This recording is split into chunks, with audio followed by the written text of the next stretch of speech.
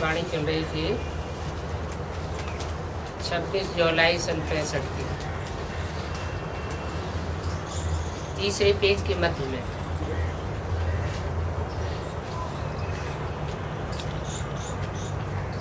बात चल रही थी ब्राह्मण सबसे ऊंच गाए जाते हैं।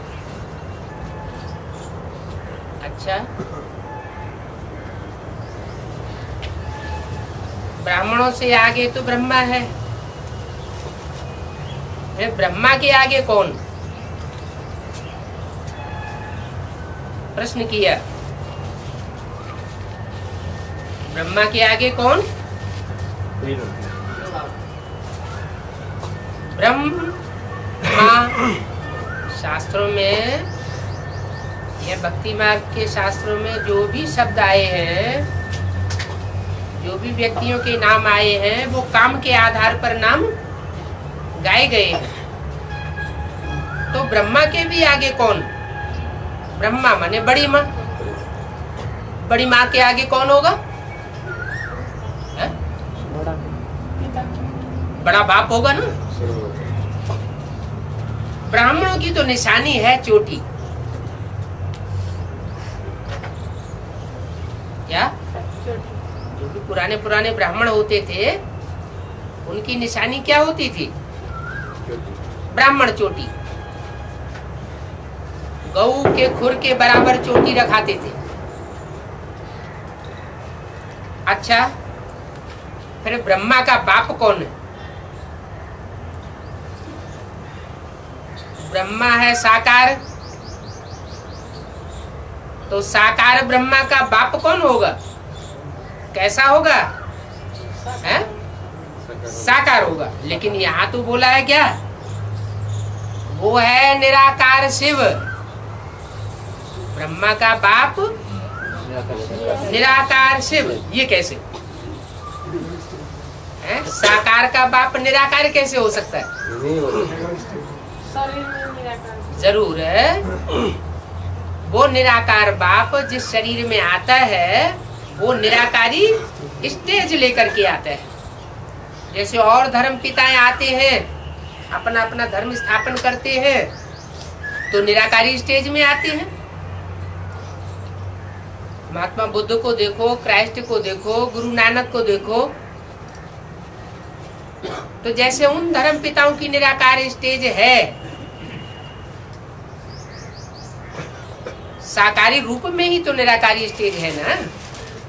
ऐसे ही वो निराकार ज्योति बिंदु परमात्मा भी साकार शरीर में आता है, इसलिए निराकार शिव कहा जाता है। शिव बाबा निराकार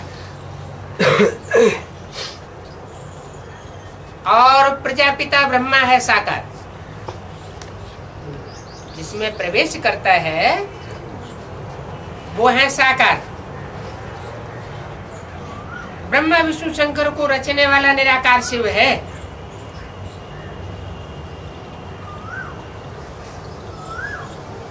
रचयिता और रचना का संबंध होता है।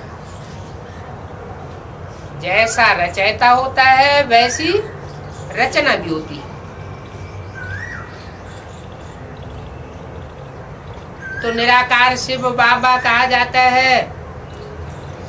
और वो जब इस सृष्टि पर आता है तो अकेला नहीं आता है, ब्रह्मा विष्णु शंकर 3 देवताओं के साथ आता है।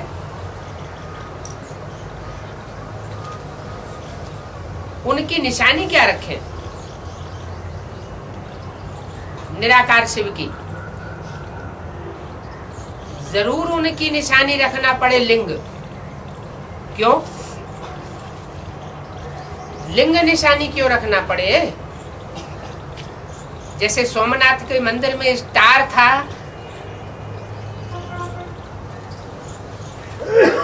हीरे का लिंग जड़ा हुआ था, वो निशानी क्यों नहीं? लिंग निशानी क्यों रखनी पड़े? लिंग तो बड़ा होता है, स्टार तो छोटा होता है। तो निराकार की निशानी स्टार होना चाहिए। लिंग क्यों बताया? क्योंकि जिस तन में प्रवेश करता है वो इंद्रियों वाला व्यक्तित्व निराकारी स्टेज में, अपनी संपन्न स्टेज में पहुंच जाता है। जैसे हम बच्चों को बाबा बोलते हैं कि ऐसे इस दुनिया में रहो जैसे कि फालतू बातें कान सुनते हुए भी नहीं सुन रहे हैं, कोई फालतू दृश्य आंखें देख रही हैं लेकिन देखते हुए भी नहीं देख रहे हैं। तो ऐसे सभी इंद्रियों से जो रस ग्रहण करना है वो सभी इंद्रियां इस बात की अभ्यासी बन जाएं कि जैसे उन रसों को ग्रहण करते हुए भी रस ग्रहण नहीं कर रहे, तो जैसे कि इंद्रियां निराकारी स्टेज वाली हो गई।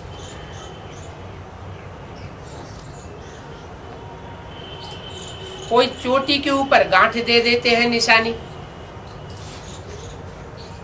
क्या ब्राह्मणों की निशानी चोटी, चोटी के ब्राह्मण पांव शूद्र समान बताते हैं, शूद्र होते हैं कलयुग में। जंघाओं और पेट के समान वैश्य बताते हैं, वैश्य होते हैं द्वापर युग में, जहां से विशेष दुनिया शुरू होती है। त्रेता में क्षत्रिय और सतयुग में देवताएं दिखाए जाते हैं, 16 कला संपूर्ण। तो देवताएं जरूर देवत्व पाने से पहले ब्राह्मण रहे होंगे, क्योंकि ब्राह्मण सो देवता कहा जाता है। तो वो ब्राह्मण चोटी के कहे जाते हैं। चोटी विराट पुरुष के सबसे ऊंचे भाग में होती है, जैसे एवरेस्ट की चोटी कही जाती है, तो बहुत ऊंची है ना। तो चोटी नाम क्यों दिया? कि ब्राह्मणों की स्टेज जो है, जो ब्रह्मा की औलाद ब्राह्मण बनते हैं, उनकी स्टेज देवताओं से भी ऊंची होती है। क्यों? कैसे? देवताएं तो 16 कला संपूर्ण तो होते हैं, लेकिन उनको ज्ञान नहीं होता। सृष्टि के आदि मध्य अंत के बारे में वो जानकारी नहीं रखते, और ब्राह्मण जानकारी रखते हैं। तो इसलिए चोटी के ऊपर फिर गांठ देते हैं निशानी। गोल गोल जो गांठ होती है वो शिव बाप की निशानी है, निराकारी बाप की निशानी है शिवलिंग, और चोटी गांठ भी निशानी है शिवलिंग की, निराकार की। लिंग भी उन्हें जैसा होता है, जैसे गांठ चोटी में लगाई जाती है तो शिवलिंग जैसा छल्ला बन जाता है, निराकार की निशानी बन जाती है, ऐसे ही लिंग भी उन जैसा होता है। अभी तुम बच्चे समझते हो परमपिता परमात्मा तो एक स्टार है, न लिंग है न बांधी हुई गांठ के समान है, वो तो एक वास्तव में स्टार है। जैसे हम आत्मा स्टार है, वैसे सुप्रीम सोल बाप भी स्टार है। फिर भक्ति मार्ग वालों ने वो लिंग क्यों दिखा दिया है? नहीं, इसलिए दिखा दिया कि आत्माएं जो है उनकी पेक्युलरिटी नहीं समझी जा सकती। आत्माओं का अंतर नहीं देखने में आ सकता, क्योंकि बिंदु बिंदु आत्माएं सब एक जैसी। लेकिन जिस तन में वो प्रवेश करके संसार में प्रत्यक्ष होता है, वो इस निराकारी स्टेज में प्रत्यक्ष होता है, जैसे कि इंद्रियां होते हुए भी नहीं है। अच्छा, तो इंद्रियां होते हुए भी नहीं है, तो इंद्रियों के न होने की दिशा में उसको आंख के रूप में दिखा दो, कान के रूप में दिखा दो, मुख के रूप में दिखा दो, सो नहीं दिखाया। ये भी तो इंद्रियां होती हैं। हाथ पांव के रूप में दिखा दो, वो भी नहीं दिखाया। किस रूप में दिखाते हैं? लिंग रूप में दिखाते हैं। क्यों? लिंग रूप में क्यों दिखाते हैं? और देवताओं की सब इंद्रियों का पूजन होता है और शिव का सिर्फ लिंग का पूजन होता है। क्यों? क्या कारण? क्योंकि और काम इंद्रियां काम इंद्रिय जैसी कंट्रोल करने में सहज नहीं है। क्या सहज है या नहीं है? सहज नहीं है। और इंद्रियां कंट्रोल करना सहज नहीं है। आंखों को छोड़ करके, आंखों को छोड़ करके और इंद्रियां कंट्रोल करना बहुत सहज है। लेकिन पुरुष, जिसको मुरलियों में बोला है सब पुरुष दुर्योधन दुशासन, पुरुष का चोला ही ऐसा होता है कि वो अपने को कंट्रोल उस इंद्रिय के रूप में नहीं कर पाता। और शिव जिस तन में आते हैं उस चोले की ये शिफ्ट है कि वो शिव जिस साकार में प्रवेश करता है उसके लिंग को ही पूरी रीत से कंट्रोल कर लेता है। इसलिए लिंग का पूजन होता है शिव का, और दूसरी इंद्रियों का पूजन नहीं होता।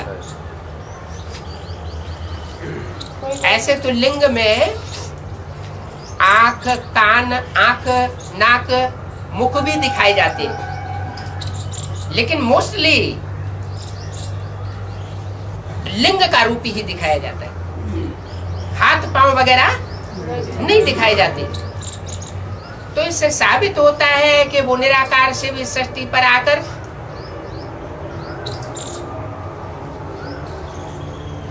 जैसे पुरुषों के संग से स्त्रियां प्रदूषित हो जाती है व्यभिचार बढ़ने से, और संसार में व्यभिचार बढ़ता जाता है, दुख अशांति बढ़ती जाती है। कारण क्या हुआ दुख अशांति बढ़ने का? अनेकों का संग का रंग। जितने भी अनेक प्रकार के धर्म पिताएं आए, उन सबके संग के रंग में आते आते सृष्टि प्रदूषित हो गई। तो परमात्मा बाप आकर के उल्टा रूप अपनाता है। आत्मा रूपी बच्चों को समझाता है, बच्चे तुम अनेकों के संग में आते आते क्या हो गए? पतित हो गए। अब मुझे एक के संग के रंग में आओगे तो पतित से पावन बन जाओगे। और जो पतित बने हैं उनमें भी पुरुष ही हमेशा धर्म पिताओं का रूप क्यों पकड़ते रहे? धर्म गुरुओं का रूप पुरुषों ने ही क्यों पकड़ा? स्त्रियों ने ही क्यों नहीं पकड़ा? क्योंकि स्त्री चोला जो है पुरुष के चोले के मुकाबले कोमल होता है। इंद्रियां भी कोमल होती है, चोला भी कोमल होता है। उस कोमलता के कारण पुरुष जो है स्त्री के ऊपर हावी हो जाता है। सत्युग त्रेता में ऐसी बात नहीं थी कि वो रामकृष्ण की देवताओं की दुनिया परमात्मा शिव ने स्थापन की थी। जब से ये मनुष्य धर्म पिताएं आए तब से स्त्रियों को अबला बनाया जाना शुरू हो गया। स्त्री जाति अबला बनते बनते बनते बनते कलयुग के अंत में आकर पूरी ही अबला हो जाती। अबला माना जिसके अंदर कोई भी प्रकार का बल नहीं रहता। तब परमात्मा बाप आकर के उन कन्याओं माताओं को संग का रंग लगा करके अबला से सबला बनाते। वही सबलाएं जो कभी अबला कही जाती थी, वो इस दुनिया में जो आतताई पुरुष हैं, उन आतताइयों को पूरा ही कंट्रोल कर लेती है। जिनका देवियों के रूप में, 9 देवियों के रूप में, 9 दुर्गाओं के रूप में गायन होता है भारतवर्ष में। इसलिए बाबा ने कहा है कि शंकर विनाशकारी नहीं है, शंकर विनाश नहीं करता। कौन है संहार कारणी?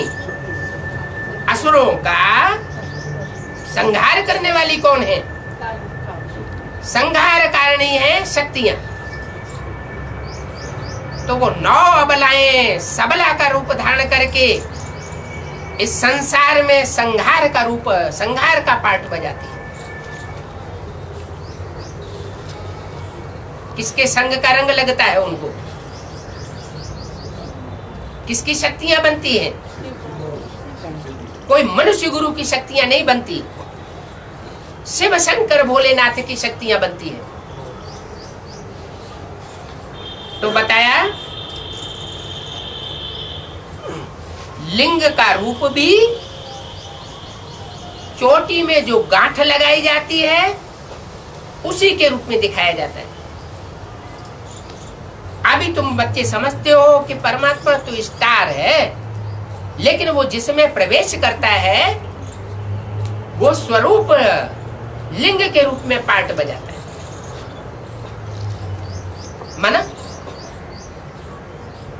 सिर्फ कोई एक कर्मेंद्रिय की बात नहीं है जो लिंग के रूप में पार्ट बजाती है। सारी ही कर्मेंद्रियों में निराकारी स्टेज भरी हुई होती है। जो बोला है निराकारी, निर्विकारी और निरहंकारी। बच्चों को भी नंबरवार पुरुषार्थ अनुसार इन तीन रूपों को धारण करना है। लेकिन बाप में और बच्चे में बहुत फर्क होता है। बाप अपनी जगह बाप का रूप धारण करता है, वो 100% स्टेज है।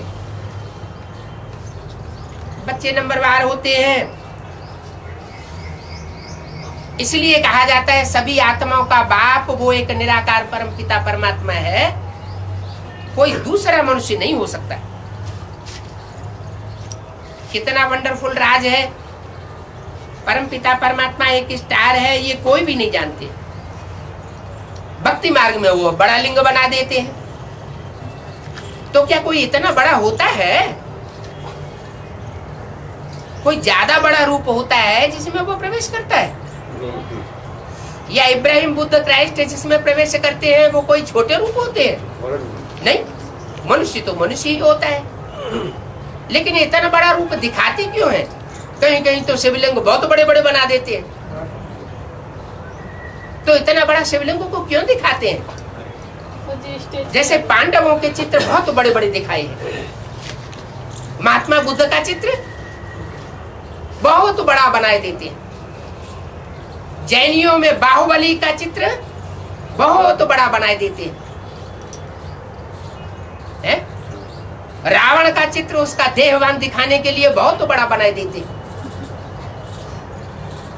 राम का चित्र छोटा बनाते हैं ताकि साबित हो जाए वो निराकारी स्टेज वाला है।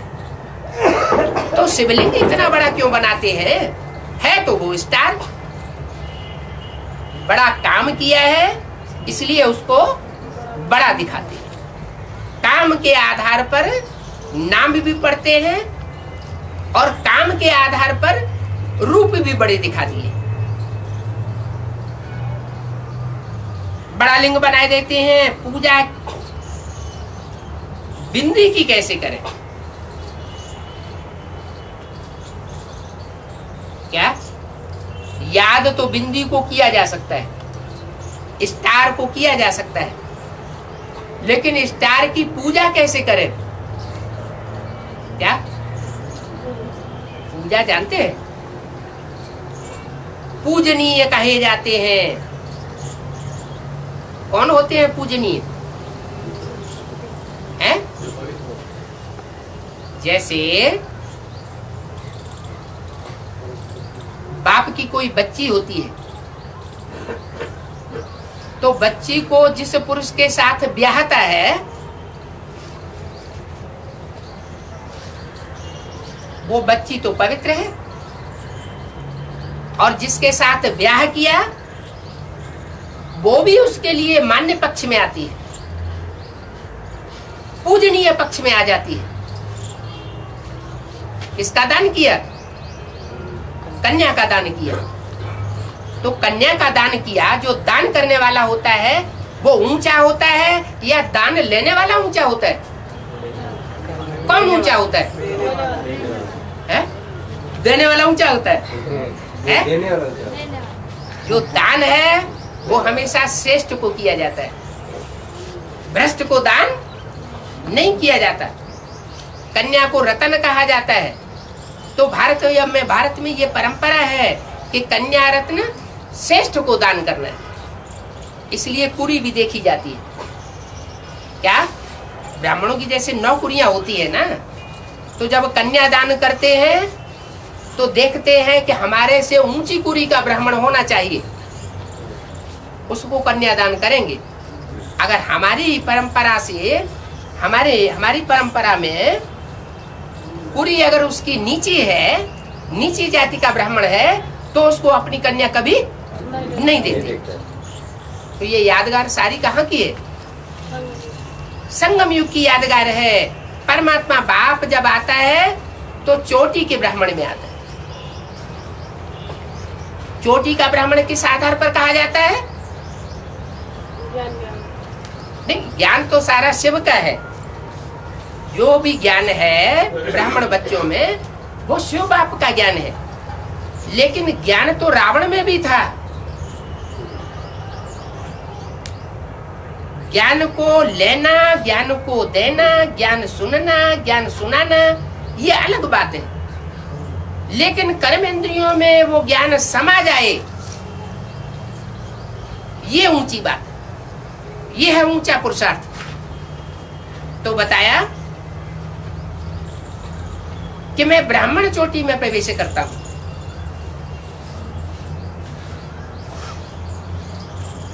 रुद्र की भी पूजा होती है ना, रुद्र शिव को बड़ा बनाते हैं और शालिग्राम छोटे छोटे बनाते हैं। क्यों? क्या कारण? शालिग्राम को छोटा छोटा क्यों बनाते हैं?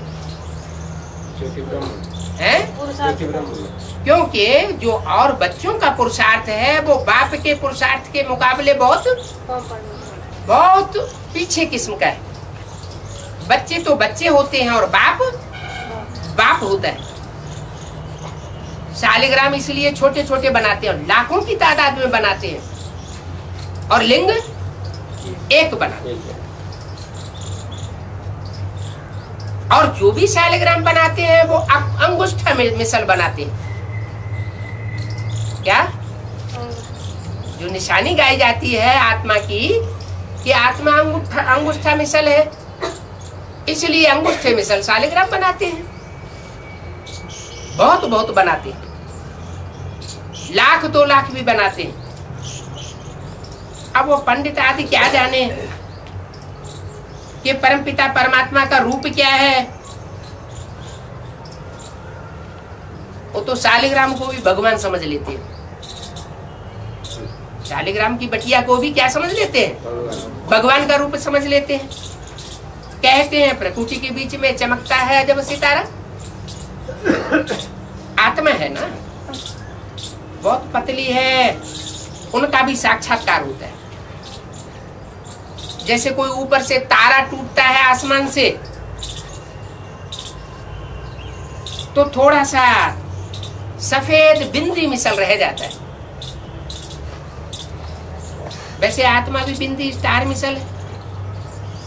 वो आत्मा आकर के इतने बड़े शरीर में प्रवेश करती है, कितना काम करती है। वो आत्मा प्रकृति के बीच में है। उस आत्मा के मुकाबले ये शरीर कितना काम करता है। आत्मा तो प्रकृति में विराजमान रहती है, और शरीर बहुत ढेर सारा काम करता है। इतनी छोटी सी चीज फिर जब शरीर से निकल जाती है तो शरीर कोई काम नहीं करता। तो कहेंगे कि शरीर कोई काम का नहीं रहा, बस कहेंगे मर गया। जाकर के दूसरा शरीर लिया, एक शरीर छोड़ दूसरा लेकर के पाठ बजाना है। तो आत्मा जब एक शरीर छोड़ती है दूसरा लेती है तो मनुष्य रोते क्यों है? जो मिट्टी का बना हुआ शरीर है, 5 तत्वों 5 जड़ तत्वों का बना हुआ शरीर है, उस जड़ तत्व के समाप्त हो जाने के बाद इतना रोते क्यों हैं? देवन में आके रोते हैं और कोई बात नहीं है, क्योंकि ये जानते नहीं थे या हमें अभी इतनी धारणा नहीं है कि हम शरीर नहीं है, हम ज्योति बिंदु आत्मा है। अगर ये धारणा 100% पक्की हो जाए तो कोई भी देहधारी के मरने पर हमको कोई दुख नहीं होना चाहिए। जब ड्रामा को जाने तब ऐसे समझे कि वास्तव में आत्मा एक शरीर छोड़ती है दूसरा धारण करती है, इसमें रोने पीटने की कोई बात नहीं रह जाती। आत्मा खुद कहती है हम पाठ बजाने के लिए एक शरीर छोड़ दूसरा लेता हूं, रोने की तो दरकार ही नहीं। अब तुमको ज्ञान है हम ये पुराना शरीर छोड़ अपने निर्वाण धाम में जाएंगे क्या? अब ये जो 84 का चक्र पूरा होता है, अब ये 5 तत्वों का शरीर हम ऐसी प्रैक्टिस कर लेंगे जिससे ये 5 तत्वों का शरीर सहज ही छूट जावे, हिलकोरा लेकर के छोड़ना ना पड़े। मनुष्य मरता है तो मोस्टली क्या होता है? घावड़े आते हैं। तो ऐसी कोई स्टेज ना आए, आराम से शरीर रूपी चोला छोड़ दे, जैसे कोई डिब्बी में से हीरा निकाला जाता है, कोई तकलीफ न हो। हम आराम से शरीर छोड़ करके निर्वाण धाम में जाएंगे। ये नॉलेज भी तुमको अभी यहाँ है क्या? और किसी जन्म में ये नॉलेज तुमको नहीं होगी कि ये शरीर छोड़ करके हम आराम से निर्वाण धाम में जाएंगे। तो स्कूलों में बैठ करके माथा मारते हैं नॉलेज लेने के लिए, भांति भांति की नॉलेज लेते हैं। बड़े बड़े कॉलेजों में जाकर बड़ों बड़ों को पकड़ो, उनसे पूछो कि आत्मा का रूप क्या है? इस शरीर में कौन सी शक्ति कार्य कर रही है? वो शरीर में कहां पर विराजमान है? बड़ों बड़ों को जाकर पकड़ो, बोलो। ये वर्ल्ड की हिस्ट्री ज्योग्राफी नहीं जानते। ये जो कॉलेज है, बड़ी बड़ी यूनिवर्सिटी में पढ़ाने वाले बड़े बड़े टीचर हैं, वो भी क्या नहीं जानते? ये जो दुनिया है उस दुनिया की आदि मध्य अंत के राज्य को नहीं जानते। सूर्यवंशी चंद्रवंशी राज्य कब था वो कोई को पता नहीं। इस्लाम वंशी राज्य बतावेंगे, बौद्धी वंशी राज्य बतावेंगे, क्रिश्चियन वंशी राज्य बतावेंगे, लेकिन सूर्यवंशी चंद्रवंशी राज्य की हिस्ट्री कार्यकाल कोई स्थायी नहीं बता सकता। बताएंगे तो उसका प्रूफ नहीं दे सकेंगे। अब ये राज्य स्थापन होता है, फिर जरूर होगा। ये तो अनादि वर्ल्ड ड्रामा है, इनकी नॉलेज बच्चों में जरूर होनी चाहिए। ये नॉलेज होने से भारत स्वर्ग बन जाता है। आत्मा के तीनों काल की नॉलेज होने से भारत स्वर्ग बनता है, और आत्मा जब अपने स्वरूप को भूल जाती है तो भारत नरक बन जाता है। अभी नॉलेज है तो भारत कंगाल से सरताज बनना है, जब नॉलेज नहीं होती है तो भारत कंगाल बन जाता है। अब हम फिर से नॉलेज से भारत को स्वर्ग बनाते हैं, क्यों नहीं बच्चे भी ये नॉलेज लेकर के हेवन के लायक बने।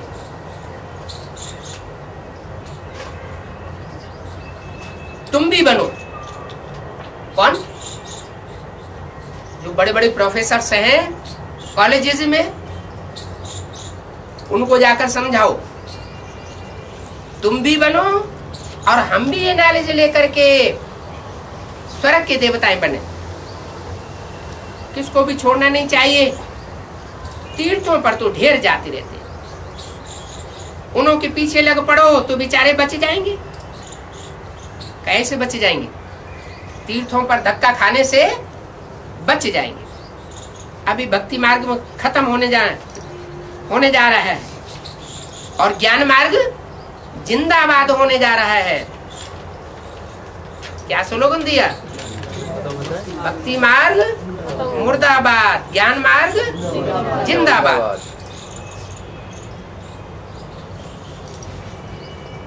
भगवान आकर के भक्तों को वर्षा दे रहे हैं।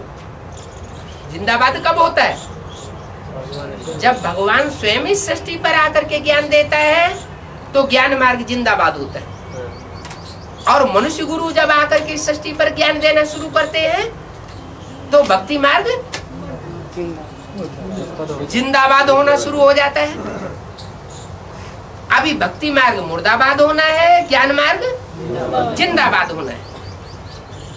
भगवान आकर भक्तों को वर्षा दे रहे हैं, सेकंड में मुक्ति, जीवन मुक्ति दे देते हैं।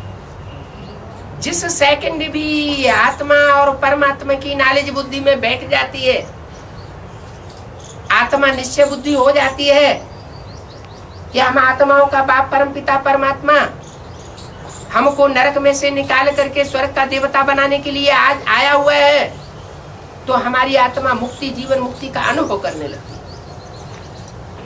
जनक को भी एक सेकंड में जीवन मुक्ति मिली ना, तो क्या सिर्फ एक जनक को ही जीवन मुक्ति मिली? जरूर बहुत होंगी। जनक के राज्य में और भी तो होंगे ना। जनक का मतलब क्या है? जनक। जो शास्त्रों में जितने भी नाम हैं वो अर्थ सहित है या निरर्थक है? अर्थ सहित नाम है। तो जनक का अर्थ क्या है?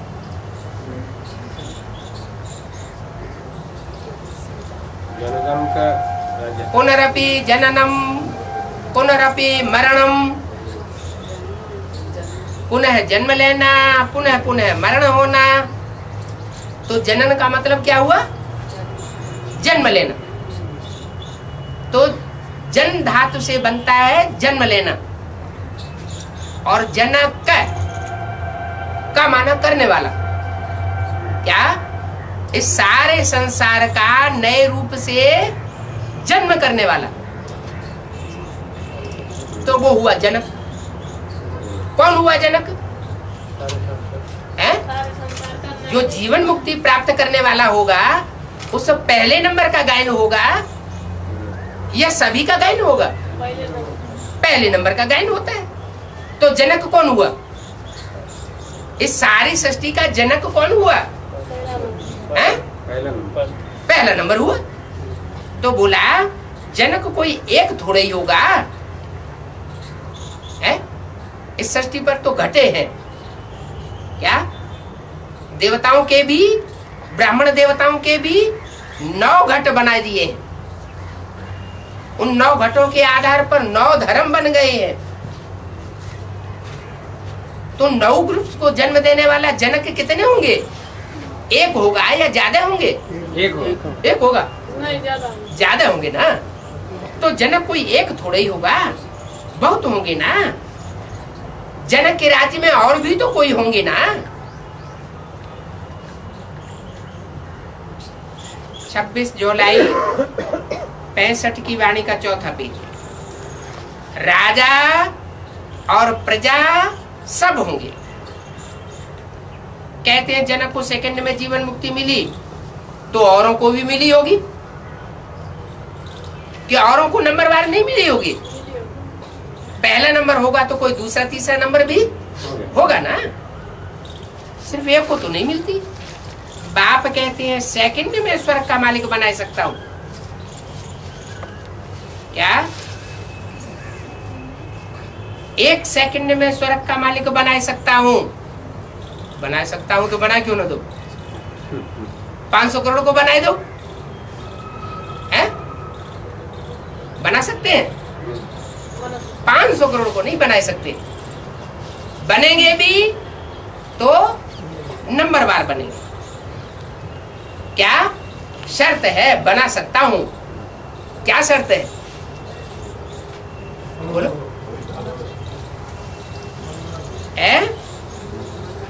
1 सेकंड में स्वर्ग का मालिक बना सकता हूं। शर्त, अगर तुम मेरे बनो तो। क्या? अगर तुम तन से, मन से, धन से, समय से, संपर्क से, संबंधियों से मेरे बन जाओ। माना तुम जो भी सेवा करो, जो भी कार्य करो, जो भी संकल्प करो, जो भी वाचा बोलो, वो सब कुछ कार्य करने का लक्ष्य क्या हो? ये सब कुछ किसके अर्पण? एक बाप के अर्पण। अगर कहीं थोड़ा भी स्वार्थ युक्त सेवा हुई तो स्वर्ग का मालिक नहीं बन सकते। फिर खुद भी नरक के मालिक बनेंगे और दूसरों को भी क्या बनाएंगे? नरक का मालिक बनाएंगे। तो बताया 1 सेकंड में स्वर्ग का मालिक बना सकता हूं। अगर तुम मेरा बनोगे तो। मेरा बन बेहद सुख शांति का वर्षा ले लो। हद की सुख शांति का वर्षा नहीं देता हूं। जैसे ब्रह्मा कुमारियों तथाकथित ने समझ लिया क्या कि ब्रह्मा बाबा शरीर छोड़ गए, लेकिन हमको सुखधाम और शांति धाम का वर्षा मिल गया। क्या ईंटों के शांति धाम सुखधाम का वर्षा देता हूं? मैं तो बेहद शांति धाम सुखधाम का वर्षा देता हूं। इस शरीर में रहते हुए भी वो वर्षा तुम प्राप्त कर सकते हो। ये शरीर छोड़ने की भी दरकार नहीं।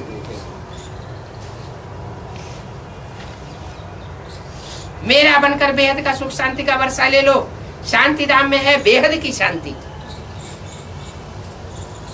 वो अखूट शांति है। सुख धाम में है बेहद का सुख और शांति धाम में है बेहद की शांति। वहां सुख नहीं होगा, लेकिन क्या होगी? बेहद की शांति होगी। कहाँ? ऊपर कि नीचे? नीचे। कहाँ है? ये शरीर में। ये शरीर में है? शरीर में नहीं। तुम बच्चे परम धाम को इस सृष्टि पर उतार लेंगे, शांति धाम को इस सृष्टि पर उतार लेंगे तो अकेला चना भाड़ नहीं फोड़ेगा। क्या? इब्राहिम, बुद्ध, क्राइस्ट, गुरु नानक, ये सभी धर्म पिताओं ने किसको फॉलो किया? परमात्मा बाप को ही तो फॉलो किया। इसीलिए तो उन्होंने ये दबाव दिया कि मंदिर, मस्जिद, गिरजाघर, गुरुद्वारों में इकट्ठे होकर के संगठन की शक्ति बनाओ। एक स्मृति का धागा लेकर बैठोगे तो जल्दी टूट जाएगा, और परमात्मा स्मृति के अनेक धागे मिलकर के इकट्ठे हो जाएंगे तो मोटा रस्सा बन जाएगा। उसको दुनिया का कोई भी वातावरण, खराब से खराब, प्रकृति का कोई भी प्रकोप, माया का बड़े से बड़ा प्रकोप भी उसको तोड़ नहीं सकेगा। तो ऐसा परमधामी वातावरण जब तुम बच्चे संगठित रूप में षष्ठी पर बनाते हो तो परमधाम इस षष्ठी पर उतर आता है।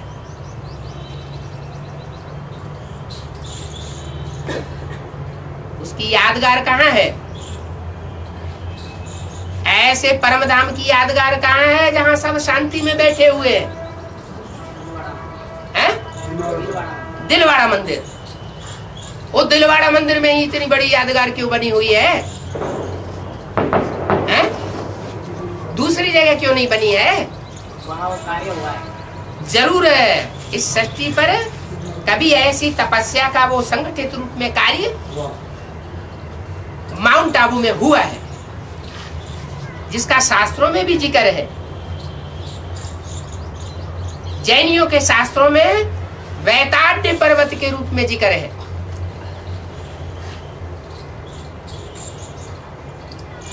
क्या क्या नाम रख दिया? वैताड्य पर्वत। वे माना विपरीत, ताड्य माना ताड़ना, जहां किसी की कोई ताड़ना नहीं होती। दुनिया में जब विनाश बरपा होगा तो सारी दुनिया में ताड़ना होगी। क्या? शंकर का तांडव नृत्य प्रसिद्ध है ना। तो जब दुनिया का विनाश होता है तो तांडव नृत्य होता है। तांडव नृत्य का मतलब है ताड़ना करने का, जन डांस। एक सूक्ष्म रूप में होता है जो अभी हो रहा है ब्राह्मणों की दुनिया में, और फिर वो स्थूल रूप धारण करता है तो स्थूल पिटाई भी होती है।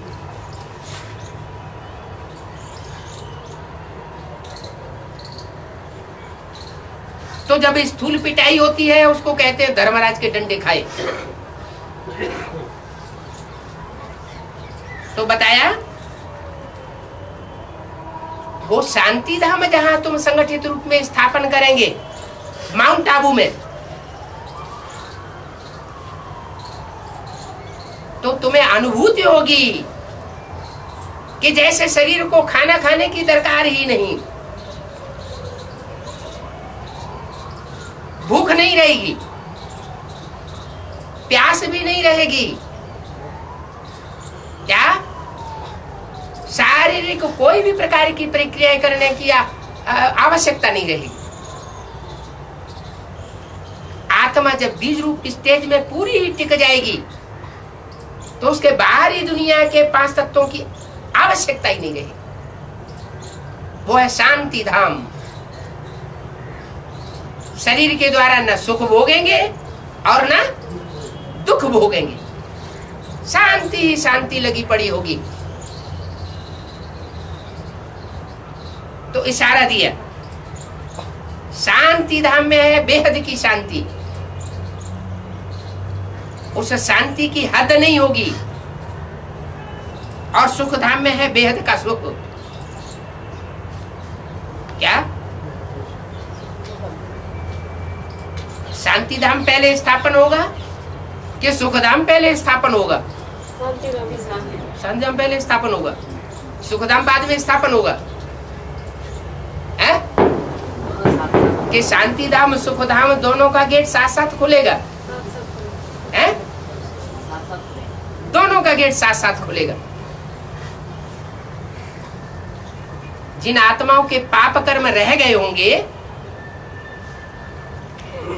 वो शांति धाम में बैठ करके तपस्या जैसी तपेंगी, जैसे दिलवाड़ा मंदिर में तपस्या में बैठे हुए दिखाया गया, शांति में बैठे हुए।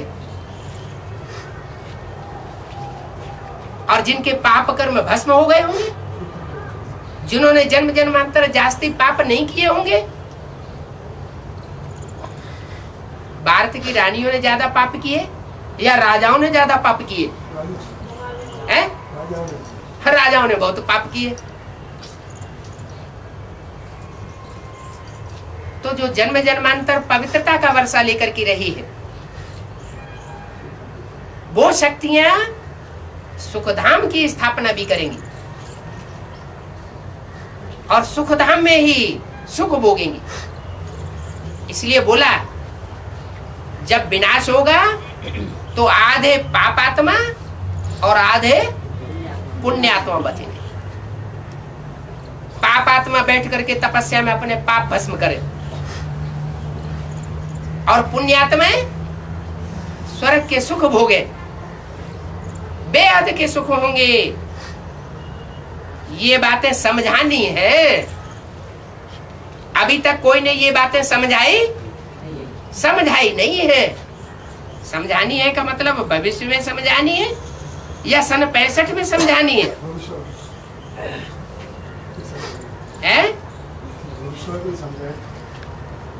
मैंने इशारा दे दिया कि अभी ये नॉलेज हम पूरी खोल करके समझाए नहीं रहे हैं, आगे चल के ये नॉलेज समझानी है।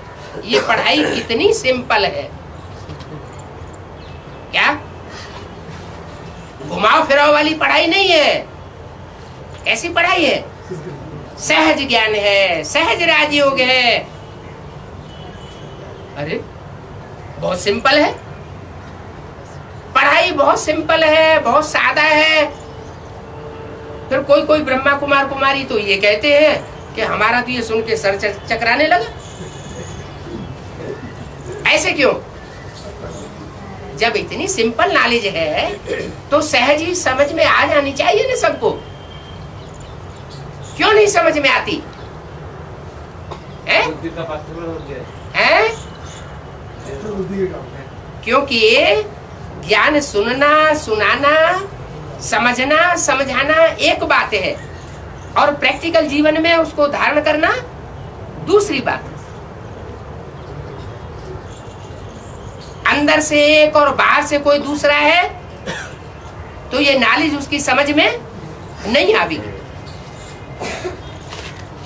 भोलानाथ कहा जाता है, कारण क्या है? जो जन्म जन्मांतर भोलेपन में रह करके पाठ बजाने वाली आत्माएं रही हैं, उन भोली आत्माओं को ही आकर के वो ज्ञान देता है। जिनके जन्म जन्मांतर कर्म 420 के रहे हैं, दूसरों को चक्करी में डालने के कर्म रहे हैं,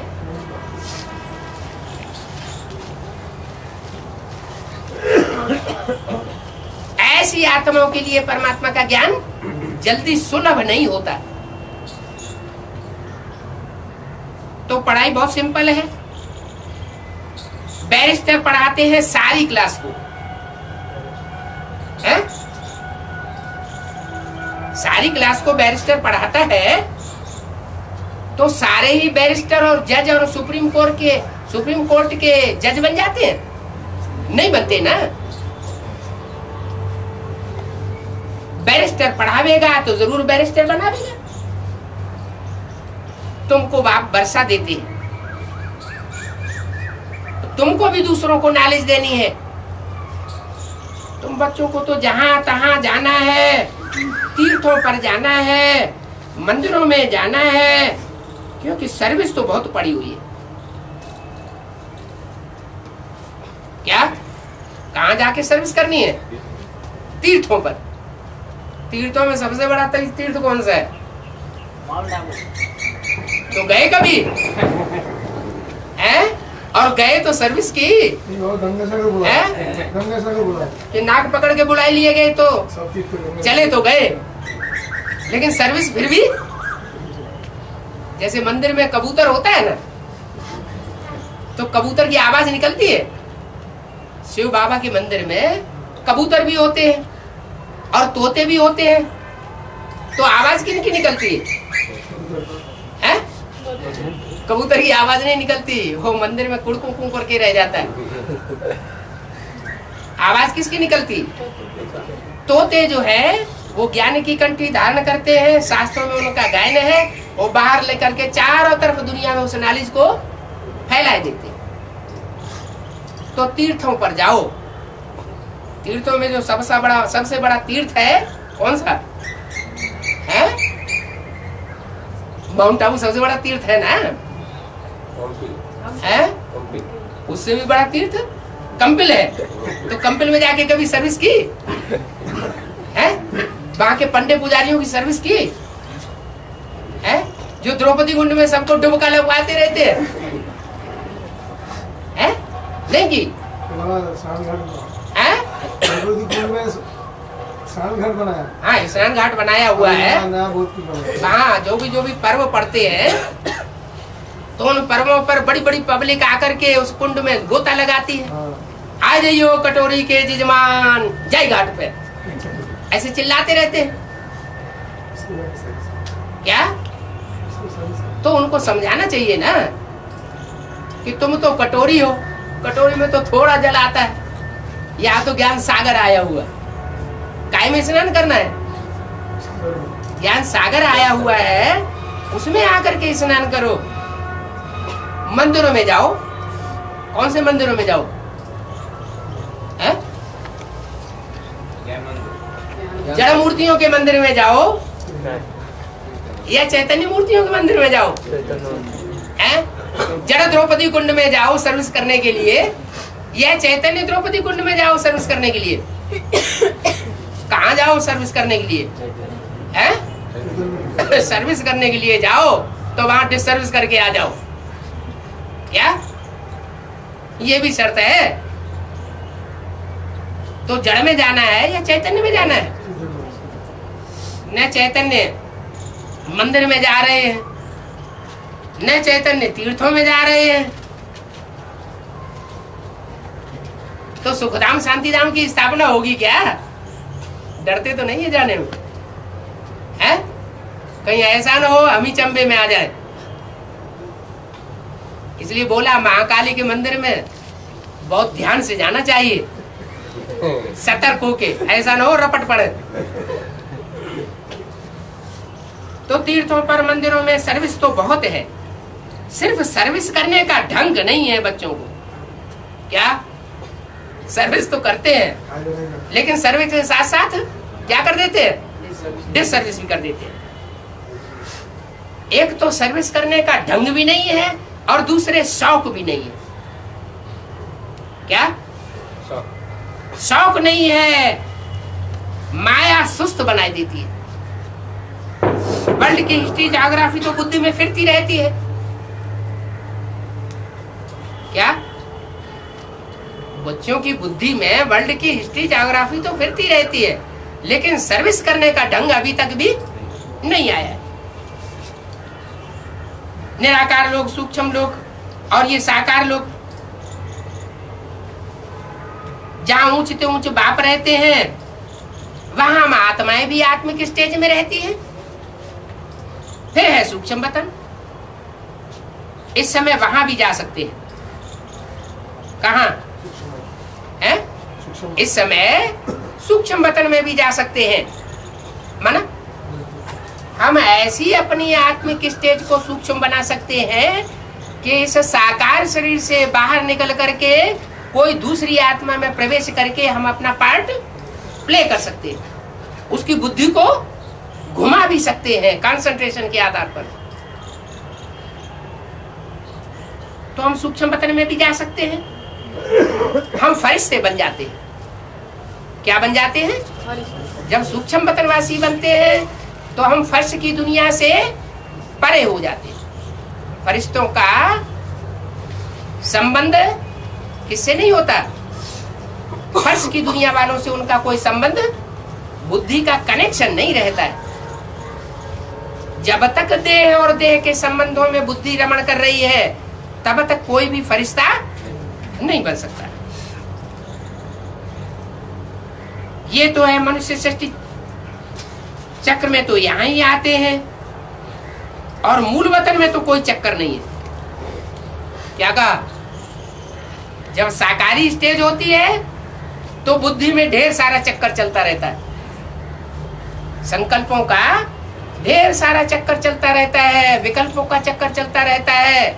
और जब निराकारी स्टेज होती है तो मैं आत्मा, ज्योति बिंदु, मेरा बाप, ज्योति बिंदु और दूसरे सब संकल्प स्टॉप हो जाते हैं।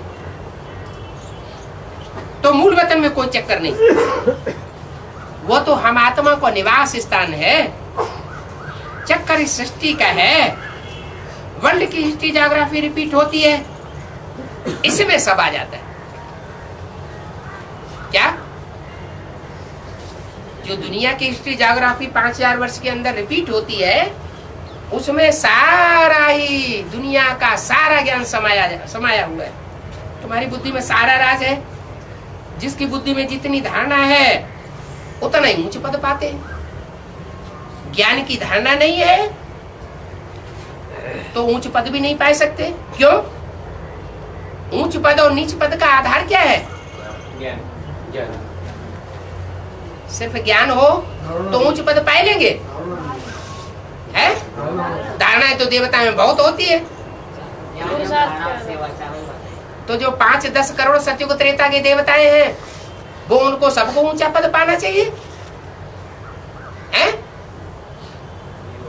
बोलो। जिसकी बुद्धि में जितनी धारणा है उतना ऊंच पद पाते हैं। धारणा के साथ साथ जिसमें धारणा हो वो फिर दूसरों की सेवा भी करे, क्योंकि ऊंच पद बनता है सेवा से।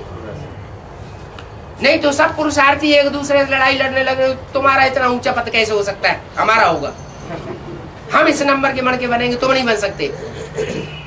लेकिन जब सेवा के फील्ड में सबकी सेवा प्रत्यक्ष हो जाएगी तो कोई किसी के ऊपर उंगली नहीं उठा सकेगा। पढ़ाई तो बड़ी सहज है। ये ईश्वरी कॉलेज देखो कैसा है, कैसा कॉलेज है, हैं? वो कॉलेज होते हैं, यूनिवर्सिटीज होती है, उनमें तो बड़ी बड़ी उम्र के लोग ही जाकर के पढ़ाई पढ़ते हैं। और यहाँ छोटे बच्चे भी आकर के बैठ जाते हैं, वो भी पढ़ाई पढ़ते हैं। क्यों?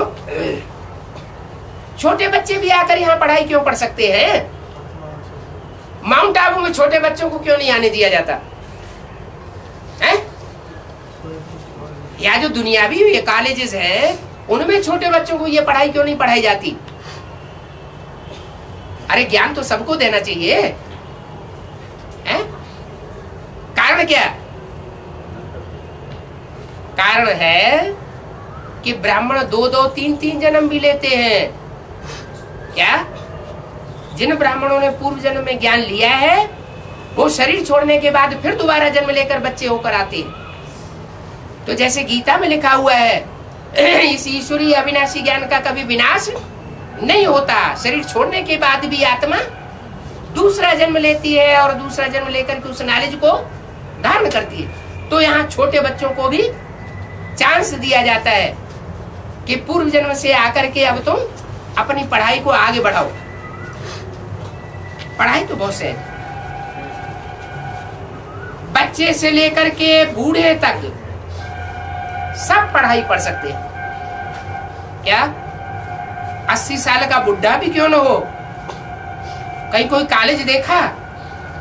इंजीनियरिंग का कॉलेज, डॉक्टरी का कॉलेज, कोई ऐसा कॉलेज देखा जिसमें कोई 80 साल का बुढ़ा पढ़ाई पढ़ता हो? नहीं देखा ना। इस कॉलेज की ये खास विशेषता है, इसमें 5 साल के बच्चे भी आकर पढ़ाई पढ़ सकते हैं और 80 साल के बुढ़े भी पढ़ाई पढ़ सकते हैं।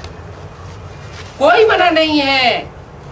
बूढ़े भी कहेंगे हम गीता पाठशाला में जाते हैं। कहाँ जाते हैं? गीता पाठशाला में। हम जो गीता पाठ पढ़ते हैं इससे हम स्वर्ग के मालिक बनते हैं। क्या? दुनिया वाले जो गीता पाठ पढ़ते हैं उससे दुनिया भी नरक में जा रही है और खुद भी नरक में जाते हैं। पढ़ाई पढ़ने वाले भी और पढ़ाई पढ़ाने वाले पंडित भी नरक में जाते हैं। लेकिन हम जो पढ़ाई पढ़ते हैं उस पढ़ाई से हम कहाँ जाते हैं? कहाँ जाते हैं? स्वर्ग में जाते हैं। नाम क्या रखा? स्वर्ग। स्वर्ग नाम क्यों रखा है?